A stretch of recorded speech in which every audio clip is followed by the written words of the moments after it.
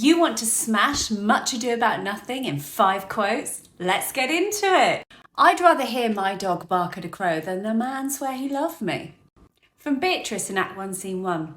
I am a fan of Beatrice, you know. Her rather cynical views of love and marriage, obviously juxtaposed with Hero's over-romanticised, fairy tale-esque perceptions of marriage being a superficial and lifelong commitment based on looks alone. Of course. I love Beatrice. Her criticism and cynicism sets her out apart from every other woman in this play, and she gives a voice to the woman in society who feels that she is often overlooked for the wrong reasons, for she is much more of an asset to her husband than someone like Hero could ever be. Claudio's silence is the perfectest herald of joy. From Act 2, Scene 1. A man so in love with Hero, he cannot actually present to her in words how he feels. Because that's what love is, apparently.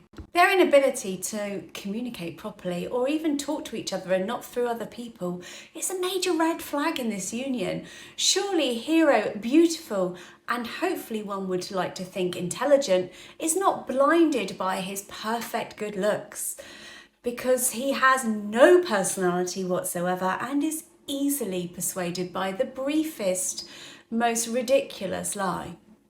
From Act 2, Scene 3, men were deceivers ever. 1 foot in sea and 1 on the shore. Here Shakespeare's conveying how men cannot really be trusted in love. This is from Balthazar's song, and it kind of tells us if men are singing this to entertain others, ditties about love, then there's a truth in it, tried and tested, I suspect. Which makes me think about how gender is really presented in this play. Are women only worthy if they're soft, feminine, beautiful and mute? Margaret in Act 3, Scene 1. Some Cupid kills with arrows, some with traps. Ah, Margaret, the working class, has a voice.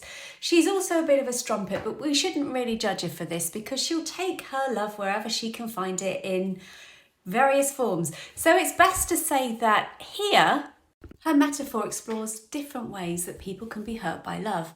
And indeed, Hero is so hurt by love and by Claudio's humiliation of her that she still agrees to marry him. And I think one of my favourite quotes to sum up the whole play from Beatrice in Act 5, Scene 2. Thou and I are too wise to woo peaceably. Maybe if the course of love did run smooth, it really wouldn't be worth having.